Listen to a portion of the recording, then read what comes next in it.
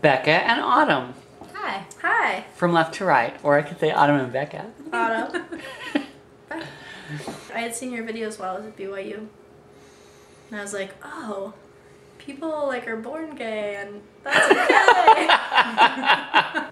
I don't know who told me about them, but literally, it was like my senior year at BYU, and I found out my little brother was gay, and I was like, I don't know what to think about that. And there was all the Prop 8 stuff, and people were getting really heated about it, and So you Googled?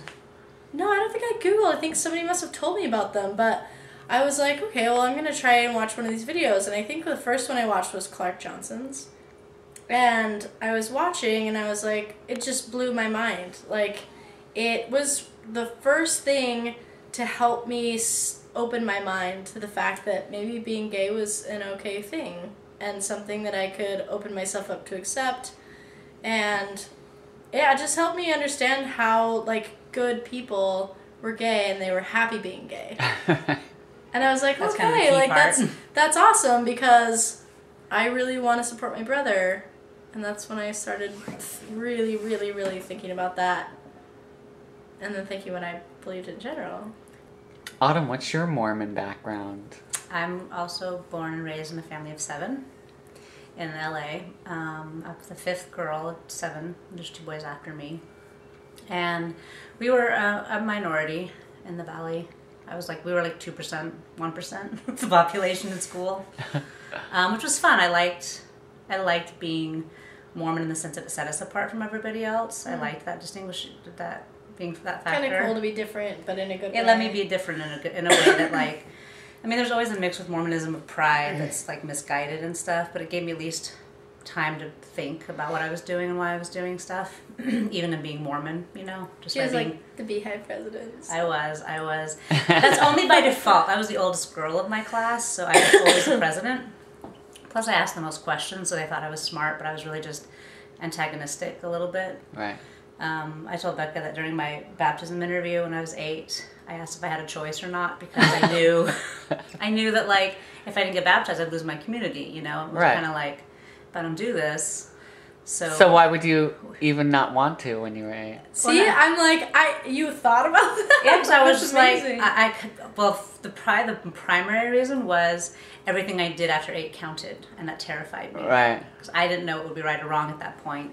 And the intensity of both love and fear that the church gives you at that age are just like, well, I love this. I love my, like, I know I liked my lifestyle, but I also knew that now what came with it was this extra burden of consequence. And how did I know it was good or bad? And, like, I'm competitive, so I was like, oh my gosh, like, how many points until what happens? You know, it was just all those kinds of things. And then and my bishop was like, you gotta be he was like, you gotta be baptized. And I'm like, I didn't gotta be. Like, I have to be. Like, there's no choice in this. So it could have been his delivery in it. Like, aren't you so excited that you get to do this? I'm like, I'm 8. Like, there's it's like a birthday. Nothing changed. It's like going on a mission for guys. It's like, now you get to go on it. Like, is there a choice? Yeah. Well, of course there is. No, there's not. There's not no really. choice. If you didn't, it would be crazy. Yeah. So I felt that. I remember asking him if there had been any kid that had it, and if so, what happened. And he made up a story that some kid, like, waited a month or 2. And then I got baptized on my mom's birthday, because her birthday was around mine. And I remember we went out to eat, and, like, my waffle, like, fell in my lap on my baptism dress. And I'm like, it's a sign. You're 8 years old. It's a sign, guys. She was brilliant. I'm brilliant. I was nervous, and I was competitive. And I mean, there's all kinds of factors that filled into it, you know? There's, like, I didn't see life get better for people after 8 necessarily. No, it doesn't. It just goes downhill. Yeah, I was really excited about the font experience. I was really excited about, like, being ducked and, like, having that whole part. But that was it. It was all, like, ritual for me. You probably, like, practiced that, right? We did. We'd play hide and seek at our church, and the font was always the ideal place to hide, you know? So when did you get an inkling? Like, how would you each describe your sexuality? You're totally gay, you're bi, or you knew from when you were young, it came to be? I remember being attracted to girls when I was younger.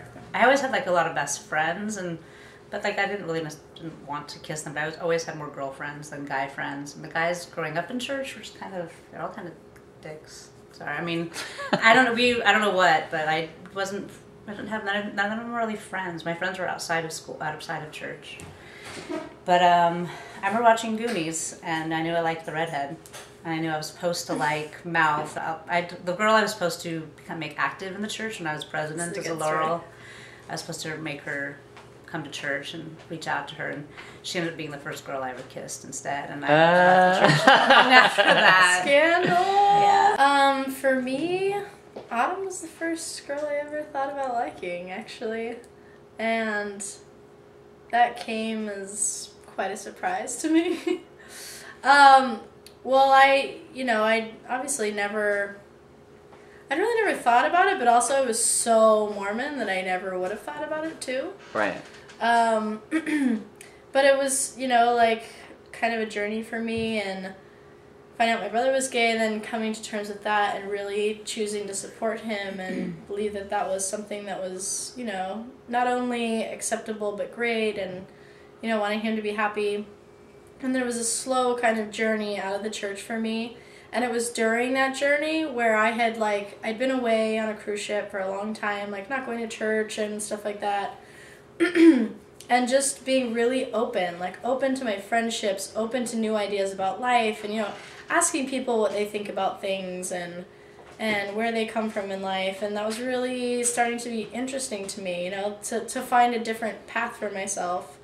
Because I'd held so closely to the Mormon path for so long. And it was at that time that I met Autumn when she came to visit on that cruise ship, because her sister and I worked together. Her sister was my fairy godmother when I was playing Literally. Cinderella. Literally. And she literally bibbidi bobbidi booped my favorite person into my life. I need to meet her. Yeah. She's got a powerful way about her. Yeah, I came, it was for my 35th birthday.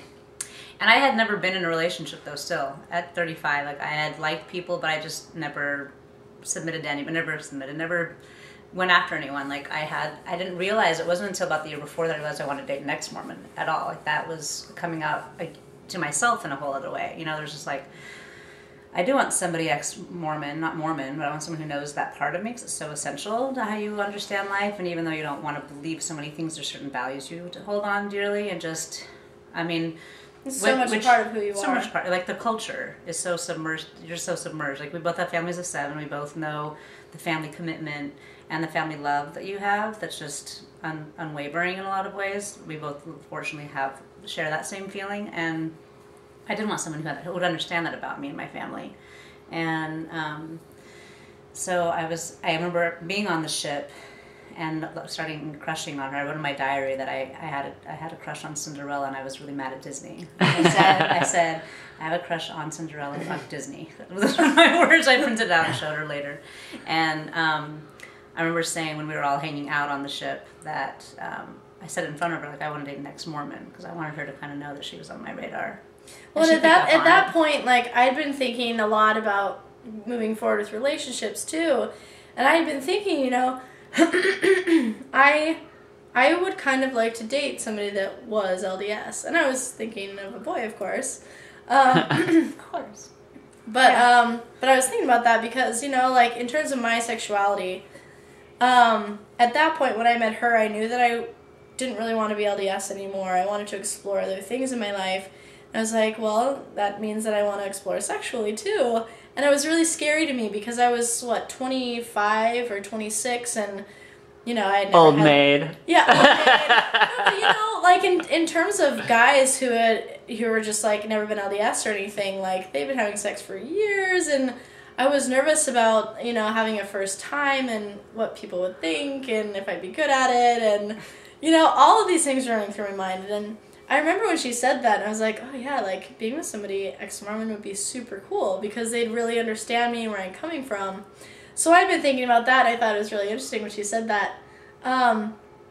And it was really funny to me because there was this night where she and her sister and I were hanging out.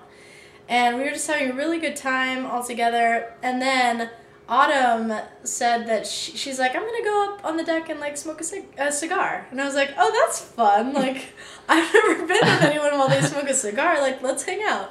And her sister was like, oh, I'm tired. I'm gonna go to bed. And I remember... Sounds so lesbian now. I'm gonna go with my cigar, sir, if you want to join me. Well, and I remember I was kind of nervous. I'm like, oh, like... It's no, one-on-one. No, it's one-on-one with this person. I know she's liked girls before. Not that that worried me, but just that, you know, it was kind of the pressure of being one-on-one with another person. But we went up to, like, the top deck, and she was smoking her cigar, and we just sat and we talked. I was like, yes, alone, finally at last. I baited her. We sat and we talked for, like, a long time. I smoked the whole cigar. And it was one of those... Awful. It was one of those conversations where you're just like, this person is just great, and we're really understanding each other, and... I remember her saying, like, I'm really opening myself up to a world in life. And being older, I was like, I want to be like, now, there. Like, you know, that's really cute. But part of me wanted to say those things in this jaded way. And then I was like, why would she's being really honest and vulnerable with me. She's being like, I'm young and new and I just want to explore. And I was really, like, inspired and, like, I was like, yes, you should. There's so much out there. Life is great. You know, like, I'm like, I want to be a part of that somehow in my own head. But I was really enamored with her fearless, like, and her honest, vulnerable, like, passion. That's where I knew I liked her. And I'm thinking, I don't need another good friend. And I don't want her to be another good friend. So basically, like, yeah, and I didn't feel all that she was liking me per se, but I could just feel that she was being really supportive of me, and she was so interesting to talk to, and I love the way she thought about things. And I was like, this person is so cool.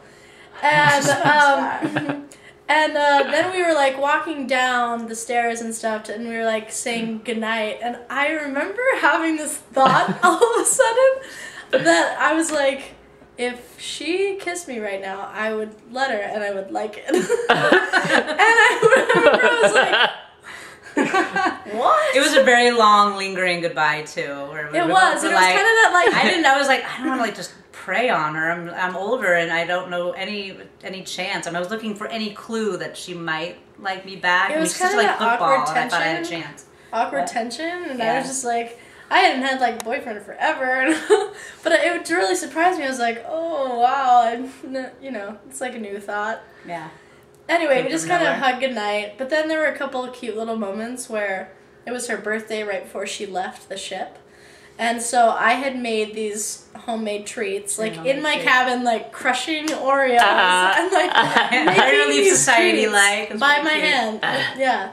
And like we had this get together in her sister's cabin, and a bunch of our friends came over and stuff. But I just remember we were kind of on each other's radar all night. Super, yeah. And eventually, somehow like touching, we're like it's so funny. Like Mormons are just more affectionate, you know. Like it's just totally normal because we are both Mormon, and it was like our sneaky way of touching each other like casually, like just like leaning on each other, like oh, it's because you know we're both Mormon. Yeah, there was this point in the night where like there was this little love seat and like about this big, and so she was sitting there and somebody got up, and so I went and sat by her. And I remember she was like leaning forward massaging my friend because she's amazing. She like has a massage background, and I just remember I don't know, yeah, I she like leaned had over my hand over okay. here on the like couch thing, and I'm just like leaning forward and talking to people. But I remember my arm was touching her. I was like, oh, I kind of like this.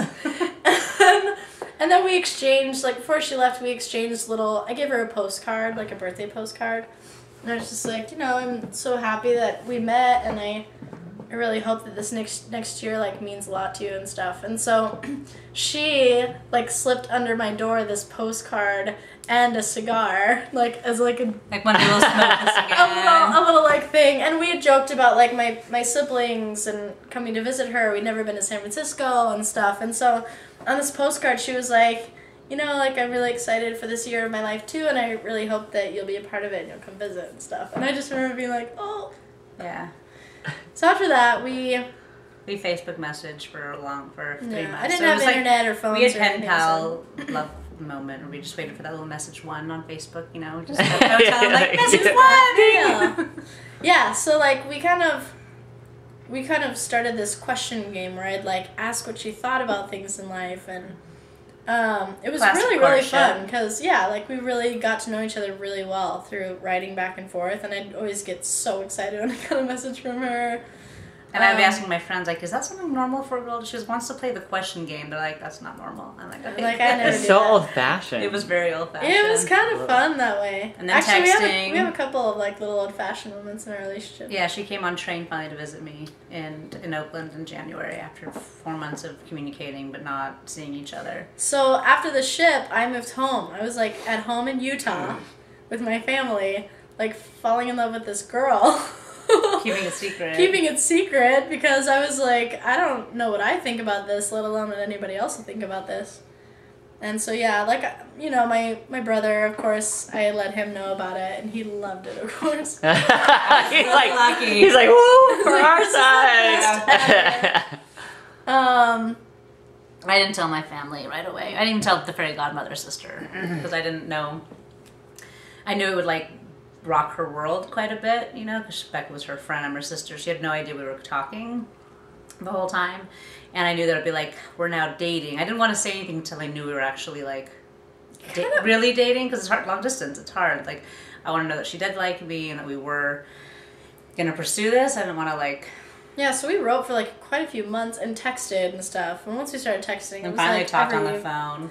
Every 10 seconds we were texting. Yeah, and talking on the phone. But anyway, it was like a couple months later that I went to visit her for the first time. And I took a train, and I was like, oh yeah, Mom, like there's this, you know, my friend's sister lives in San Francisco. I've never been. I really want to go, so I'm going to go. Oh my god. Yeah, like it was such a secret, and I don't know, I guess that was kind of exciting. Of course, yeah. Yeah, it was exciting. And I was like, oh, I don't want to pay for a train or a plane ticket, so I went on a train. I like Amtrak'd it all the way out there. And she cold, wintry January morning. She met me at the train station. Yeah. And it was like, she ran to me, and we were like hugging for like, it's like a movie. You can be embarrassed, it's okay. It's kind of ridiculous. We had for so long that the train left after, and we were still hugging. It was like a commercial. Oh my god. Yeah, with our luggage people on the like side. flowing by us. It was kind of like a really, really good like. And like she held me, and I'm the older one. We're the same. We're about the same height, but like I was just the one like being cradled a bit. And then after everybody left, we pulled away and had our first kiss, and it was great. Yeah. That was your first kiss. Yeah, right away. And she was being so cute and like so shy that nervous. night, and so I, for some reason, just assumed this role where I was like really confident. You're welcome. Yeah. And where did I take her? The first ride was to the Mormon temple in Oakland, so she could get You a nice did? view. Oh my god. She took me I'm to like, the I'm temple. sorry, it's just best view of the Bay. It was one of the best views of the Bay Area on this side, and I'll show you where I live and where we'll be staying, and there I pointed everything out. And so yeah, we had like a little first talk in the parking lot of the Oakland Temple, looking over at the Bay Area. And then we basically just like. And then we just stayed in my apartment for two days. So romantic. Yeah. The temple in the background. But Yeah, twinkle lights. and like then in terms of my sexuality, I was like this person's amazing, and I really like her a lot, and I was falling in love with her. But I was still, like, nervous. As we started dating, I was like, you know, I really like guys, and I haven't been able to explore that sexually or anything, and I knew that I wanted to, but then I just liked her so much, and it was something I thought about a lot, and I was nervous about, because, you know, she's quite a few years older than me. I was nervous too when she told me, she's like, have you liked girls before? I'm like, well, yeah, you haven't? And I was like, oh, it made me nervous too. But luckily we did talk about it. Like, I don't want to be that one girl, because that's like so formulaic too. It happens all the time. You know, the one girl you like, and that's the only girl you ever like, and then you move on eventually. And so, I mean, and I was honest with her. I discuss was it. like, you know, it's something I think about, that, you know, I like guys, and I'm nervous that, you know, we're going to keep dating, and I'm going to want to be with guys too. And so it's something I was nervous about, and it kind of, as we kept dating, it kind of got to the point where I was like, she's everything that I've wanted in a relationship, and she brings out everything good about myself, and she understands me in a way that, I mean, compares to my family, but is more complete than my family too. And it's like everything I wanted, and it just got to a point where it just wasn't worth it to me. And like, to go and explore something else like that just isn't worth it to me because there will never be another Autumn. So that's kind of what happened with that. I mean, and now, I mean, I don't know. Like, if that makes me a lesbian and I just never knew, then awesome. Like, I'm fine with that. You know, whatever. I know that really helps people to have labels sometimes, and a lot of people in my life were really surprised. My little sister was the best. We actually caught her reaction on film. Because when we were all sitting, like, watching a movie one day, and PJ was like, so, Annalise, she was like 14 at the time. Yeah. She's like, so Becca has something to tell you. She was like, what? And she was like, I was like, you know Autumn?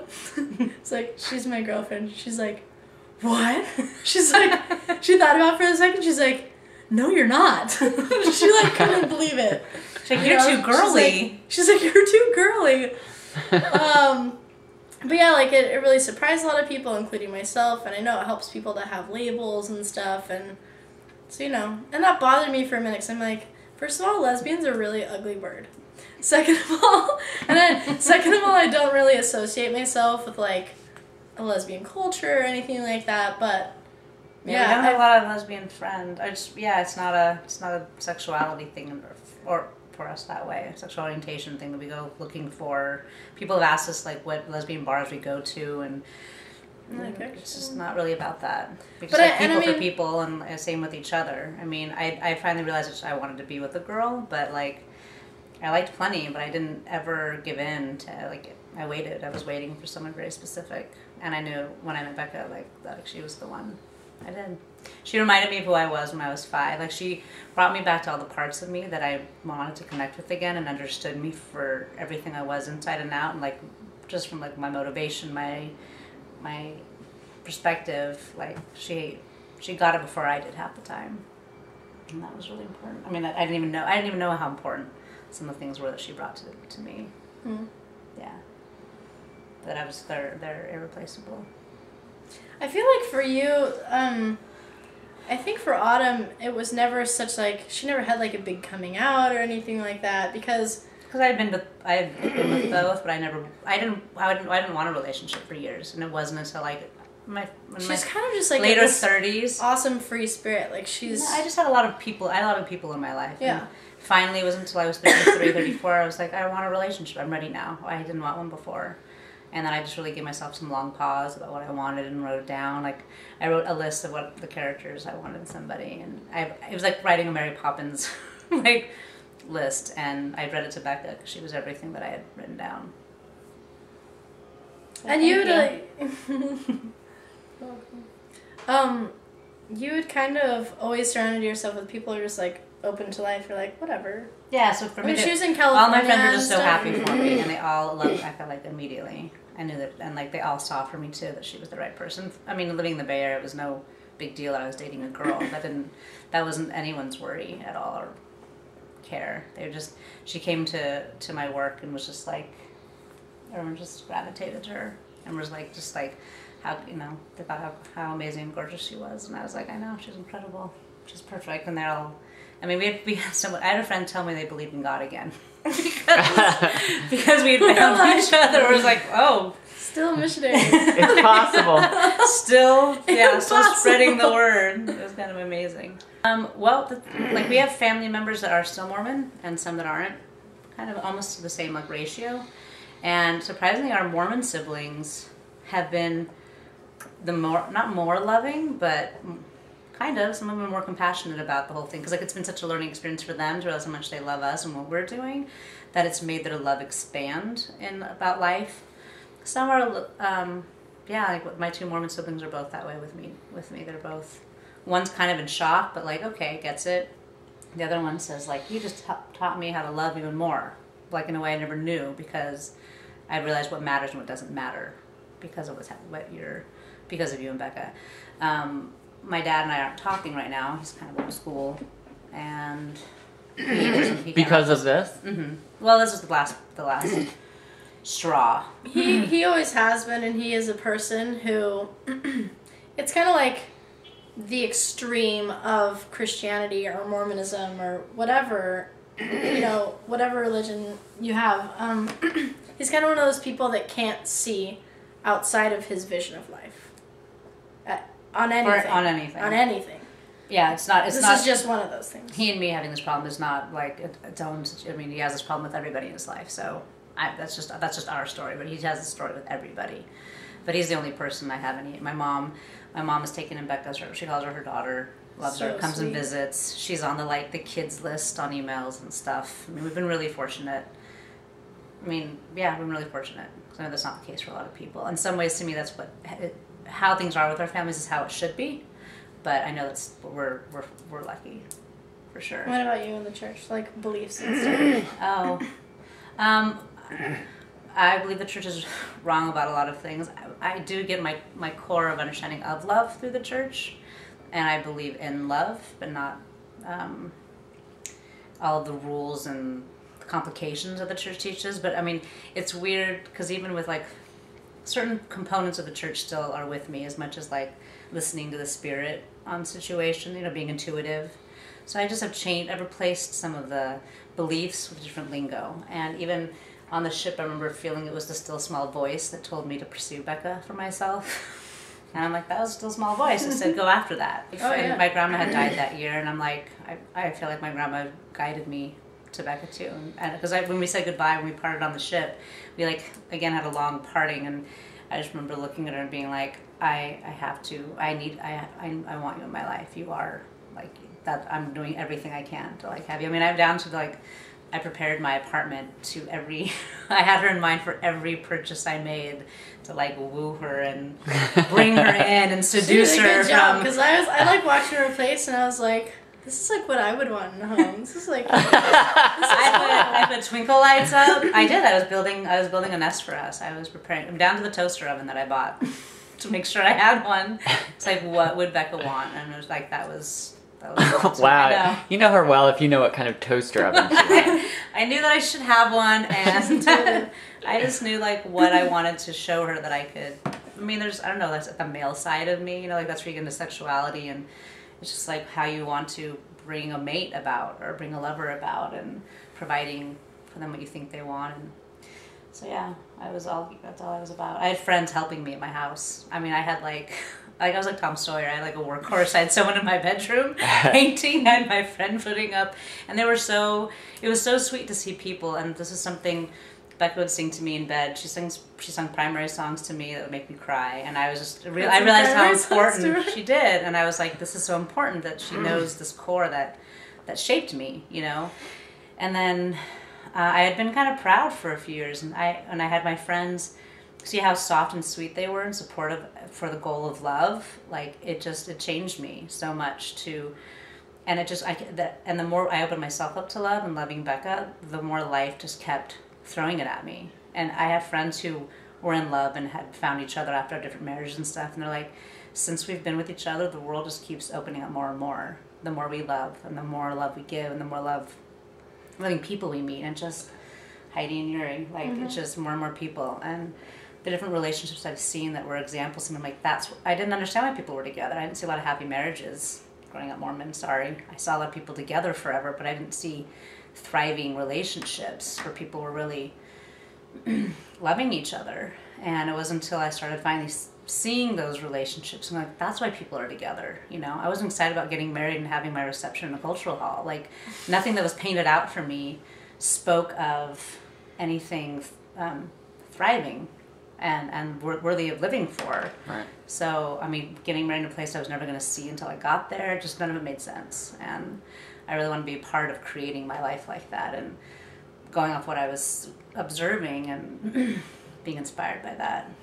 And ever since then, just I can't believe how fortunate we are in life. So that's why I feel really grateful. Yeah. I think for me in the church, it was slow for me and interesting because, I come from parents who were converts to Mormonism, and they both came from broken homes, and it was Mormonism, the examples of their friends who had great families, that's why they latched onto the church, because they're like, we don't know how to be parents, we don't know how to have a happy, loving family.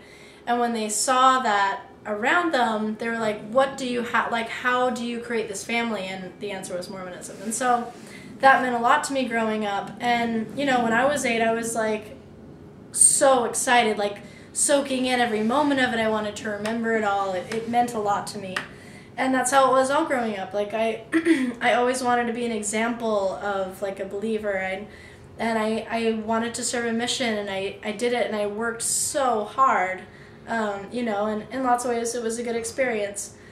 And so when this kind of came up for me, the whole gay issue for my brother, it was like a big deal. And it came in time with Prop 8, and you had like the It church came in time with Prop 8. being so hateful on something, and that had And I mean, you know, whatever you feel breaker. drives life. I feel like it really drove me to that moment where I had broken up with my boyfriend, who I didn't, you know, respect in the end, because he wasn't a person that exuded love or respect to me in the end. And he was kind of one of those really self-righteous people, like thought he was a great priesthood holder and stuff. And so just seeing that, I was like, wow, like if there are men like that in the church who can just like have everything in life and be so happy and live like he does, and then there's my brother, who's one of the sweetest, warmest, most thoughtful people I know, and he happens to be gay. It's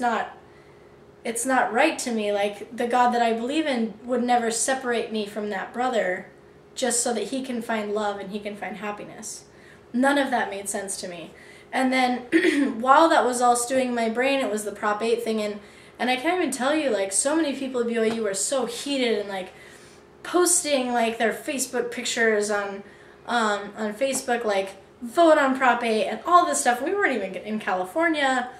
And it was just, they were just following what they heard. And I was like, what is all of this, like, angst about this? This is, I didn't know what I believed about it yet, but it really made me think about my brother and the dichotomy of these two relationships that I had had in my life at that present time. And I thought so much about it, and I watched your videos, and I was like, these are such loving, wonderful people. And I don't believe that it's wrong for them to find love. I just don't. And I don't think that they should have to wait till the next life to find it. I think they should have it now in the way that fulfills them, in the way that makes them happy, you know? And so that became a really big deal to me, and I was like, okay, well, I know that in the same way that I knew the church was true, or the Book of Mormon is true, I know that that is true. And then I was like, well, that's not what the prophet's teaching. That's, you know, in opposition to what the prophet is teaching. And I was a missionary. Like, I knew the drill. If the Book of Mormon is true, then Joseph Smith is a prophet, then there's a prophet today, and he speaks the word of God. Well, I didn't believe that that was the word of God. The God I knew would not want my brother to be unhappy and never find love, and to just live a celibate life. And so I was like, wow. Like, it really blew my mind. I was like, then I don't believe that that's a prophet. And then my whole intense process. my whole life, everything. I'm telling you, like, my whole life was the church. Like, everything I thought about every day was like wanting to be more like Jesus Christ and all that stuff, and all that stuff was so good for me, you know?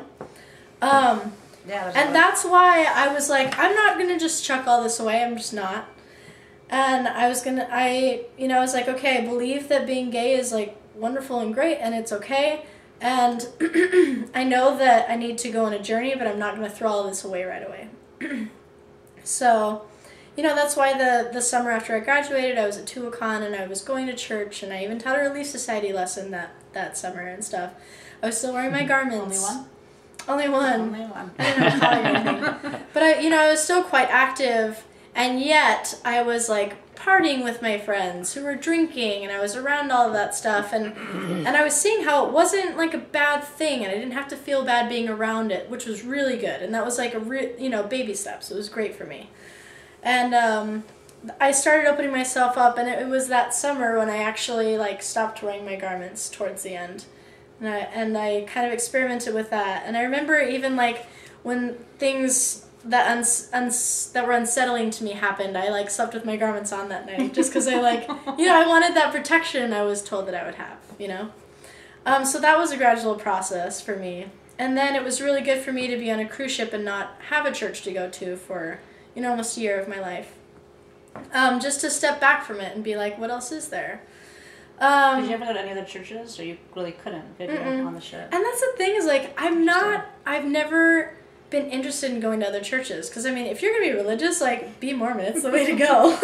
In my mind, like, in the way of, like, raising families and having your children. This is something I've thought about. Like, No, you told with me. Autumn, like, we want to have a family together. And I came to a point where I was, like, away from the church long enough that I'm like, okay, now, like, what do I believe type of thing. And, you know, I don't have it all figured out. I know that I believe in energy, like the spirit, you know, that thing that lets you know something's true. Like, there is that still small voice or energy and love and all these things that drive us through life. I know that when we have a family, like, I want to take principles that I learned. You know, I think, if nothing else but for a role model, I think Jesus Christ is amazing. I love his stories in the Bible, and I've had a desire to, like, go back and even, like, look through my marked up scriptures and, like, take the principles out that I loved, because I was really studious. Like, I studied the scriptures a lot. Like, you should see my mission. They're like, multicolored. They're yeah, like, color coordinated, and very thin. I separated it out, and I had, like, scripture journals and stuff like that a lot, and I would do, like, faith experiments with prayer and, like, fasting and stuff. Like, I was really studious in that way. So I've been wanting to, like, take principles that I can kind of drive home to myself and, like, my family. I want my kids to grow up, you know, like, we grew up giving talks in church and stuff. Like, that's amazing. I think it'd be fun if we had, like, can work it out. family night, and we're like, okay, kids, like, this month we're gonna pick something. Like, you can choose to learn to cook something, or choose to study something and write a paper on it, or, like, give a speech, and at the end of the month we're all gonna check in and, like, share what we learned, you know? Like, I want to take principles from Mormonism and bring them into my life, because I think they're awesome. But at the same time, love like, always be the base of it. Have love always be the base. Yeah, And, like, love and always knowing be the base of yourself love. and loving yourself and loving others. Like, those will be, like, the core principles we want them to really have. I remember thinking that, like, during that whole journey for me, I'm like, Jesus Christ said, love and don't judge. And basically everything else that he ever said was an appendage to that. Right. And I just think that, you know, in the church and stuff, there's all these conference talks and so many principles and so many cultural things that are just true because it's culture. Culture, yeah. I'm like, you have to bring it back. You got to bring it back. Like, if you believe in Jesus Christ, then you have to bring it back to, like, the two things he ever wanted you to do, you know? That was a big deal to me. So, yeah, like, I'm kind of, like, knowing that religiously, like, I had it all figured out, and now I'm in a place where I don't have it figured out as I did before, but I'm really happy. Like, I feel a lot of peace, and something that was really weird for me is growing up Mormon. I loved my siblings, and I remember wanting to be like my mom, just to pick a role model. But, like, once I hit 18, I was married and starting having babies at 18. Like, that age came and went, and I was like, no, I don't feel that. And with all that I was raised about it, getting married and having children never appealed to me. And then Becca was visiting, and we were babysitting my friend's kid, and we were playing with him, and she was, like, behind me, and I was holding the kid in front of me, and, like, something, I don't know what happened, like, something cosmic, whatever, and I just had this, like, feeling and this understanding of, like, her supporting me and being with me and this child ahead of me, and I was like, I want kids with Becca. I'm like, what is this? I don't look at babies and, like, have that longing. I do now a little bit. She likes babies. I like pets. So it was like, I was like, what just happened? Like, it's so interesting when you do open yourself up, like, what you will want in life. I mean, beyond just, like, the, like, heteronorm of get married, have children, do those basic things. Just understanding, like, how most humans have the same desires, but you need to, like, be allowed to do it in an inner time frame and with who you want to. And, like, all the filters fell together with me in that moment, and I was like, I would love nothing more. One or two, but, like, but still, it was just like, it was like such an astounding feeling, and of this desire that I had never felt before, and I had no idea it would take a girl 9 years younger than me and who she was that would make me, like, open to life. She used to sing me this song. What musical is it from? It's Only Love. Oh, the Scarlet Pimpernel? Scarlet Pimpernel. And just, like, she would sing to me in bed. It was very sweet and whatever you want to call it. And I just like would cry. I just had no idea what love was like until I met Becca. And I just like, that's our religion. We've kind of, in homage to and in playfulness of, we like made our own deity at home that we kind of pray to. We bought those like candles you can get up and watch at nights, you know. It was kind of like more playful. It's playful, but in respect, it's like it's aligning our religious beliefs with like our newfound understanding of the principles, and so we have our own like deity that we kind of pray to. So our Trinity is her grandma Carrots, who she feels like led us together. Lady Gaga, who teaches you to love and accept yourself, and baby Jesus. And so we'll like call upon one of them, like in Catholic style, of like, who do we need to pray to for this in our life? Not really, it's kind of a joke. But we have, I mean, jokingly, like we want something to like happen in our lives. Yeah. But yeah. So, I mean, how long have you guys been like 2 years in January. 2 years. Mm-hmm. Since she visited me. Great. It's so funny, like, listening to you, like, when you were, like, telling how you got together and everything, my cheeks were sore because I was smiling so much. Where we came on a blessed time to be together, where a lot of that wasn't necessary. And like, hats off to all the people before us who had way more persecution. I mean, when I had to tell my dad and mom, after we had like secured our relationship, I finally told them, and my dad just went silent. I mean, I had the classic no response, and my mom just like not surprised because she knew about my like dating both, and she just knew that I could end up with a boy or girl. As a mom, her intuition told her that. So that was the worst of it. But I just knew that and I was old enough. It didn't matter what my parents thought, and I knew it was best for me. I was grown up, and they couldn't tell me that what I was doing was wrong. When even my dad, who was the most judgmental, called it my life, he saw the Cinderella changes in my life after meeting Becca, and they're undeniable. And so it's like, I don't know what proof you need, except that if love makes you happy and improves your life, it's like so cheesy, like what John Lennon says and so many other people before us who you can tell were like happy people and just wanted the world to love. There's just no denying that you can't stop that. And yeah, and it's not to you say... You can't judge that. and, you know, like, a lot of people do have a hard time with it. And it is kind of a traumatic thing for somebody who's grown up LDS, you know, to, like, change your world. It's changing your world. We've had to meet several of her friends, some of whom were... I was afraid for her that she'd have that one response. It was, like, a girl who would just be horrible to her about dating a girl. And who I've been pretty impressed with my friends. Like, a lot of them have been really loving and, you know, just caring about me and wanting me to be happy. A couple of them were, like, surprised and not excited about it. Kind of weirded out by it. Yeah. There was a girl who just, you know, right after the election unfriended me because, you know, there was nothing, like...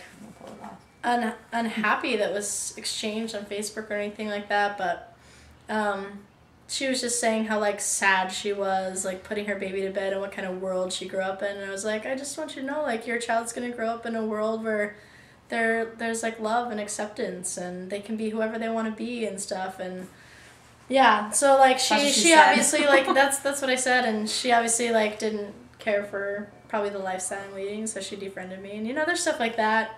I have friends pursuing me to help to fix me, but there's that. I have had like a couple of messages from people being like, "What do you do?" Like, there's this girl who I grew up with in church, and she somehow found a picture of Autumn and I kissing on Facebook, and she sent it to me in a message and just said like, "What are you doing?" or something like that. Like, what does it look like? My mom had a hard time with this at first. You know, like when I moved to New York, she wouldn't ask a lot about my life. She wouldn't ask how Autumn is ever, or like she didn't want to know about it.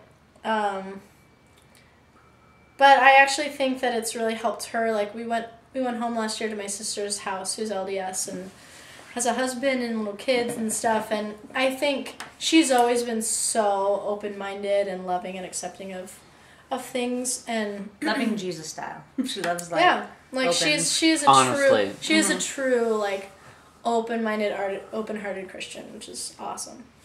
And I think seeing her being so happy for us and like loving Autumn because she's the coolest and my whole family loves her. Her sister and I we got along really well, and we're more the same age, and we hit it off. Everything was great, and she just saw our relationship and how we're supportive of each other. We're loving. There's no controlling. We had a great time with her and her kids, and she saw how we like harmonized each other, and I think she just said that out loud to Becca's mom, and Becca's mom was just like, "Oh, you're right. That's what's important in life, was the complementariness of each other." And from that point on, the relationship changed. And funny, like me and her mom get along like so well. Like I get her, and we get each other, and we have the same sense of humor. My mom was like trying not to like Autumn when Autumn like came to visit. She didn't, but she liked, and she was like, "I like you, but why do you have to like my daughter?" I knew she liked her. That's what it was like. It was like, I like you, but why do you have to like her? You know, and like that. And but yeah, like I think that seeing things from my sister's perspective really helped my mom like open up to it. And it was a couple months later. My little sister is gay and has a girlfriend, and they're living together. Well, how many of the siblings are Mormons breed the tally gays. lately? Mormons breed gays.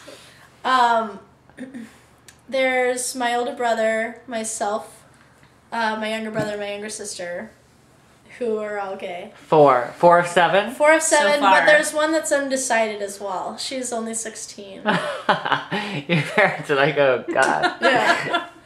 Jury's out. So Mormons breed gays. No, but I really have to like be grateful to my siblings and for all that they've done with my parents and helping them like come along this road too. And you know, my like so open-minded and accepting and like loves that my little brother's gay and like wants to know like all about his life. And when I met him, the first words he said to me literally like, "I love you," and gave me a hug on first meeting. I mean, that's how incredible he is. Both my parents are great, and my mom's come a long way. I remember because you know she went from not ever asking about how me and Autumn are or how things are to a phone call that I had with her, and she's like, you know, Gretchen, my sister, she's like, her and Kenzie are getting an apartment together, like in Provo, and that's so great. And I was like, yeah, Mom, it is great. Like, it's so great. And her just being like, you know, like, give Autumn my love. And she's like, come a long way. And so. Which is amazing in like a year and a half. Yeah. And so, like, and that's a big deal to a person, you know? Like, my family's acceptance is a big deal to me. And I think, you know, a lot of people do have a hard time. In, you know, the stories that you mentioned with the struggle and suicide and all of that stuff. And I know that people still do feel it that way a lot. And I just hope that for those people, for everyone who's growing up gay, who's come from a background that we have, I hope that they can see, and I hope that we can be an example that love is the foundation of life. And I hope that they see it when they watch Ellen. I hope that they see it in the media and all of this, that this is a new world, like it's a new time, and there's room for everyone. There's room for acceptance, there's room for change. You know, and there's time. And there's time. There's time to let it all heal. There's time to let yourself go on your own journey to acceptance and being happy and finding the person that completes your life. And that's what Autumn is for me, and I really hope that we can be an example of that in the world. You know, we grew up liking to be a little bit different because we were Mormon, and now we will live the rest of our lives. Replace, as you do. But it made me happy then, and it makes me happy now that, you know, we can be an example of that two people can love each other, and it's a beautiful thing. Yay! I can't even add to that. I love you guys. Okay, that's good enough. Let's end right there. Thanks. Thanks, guys.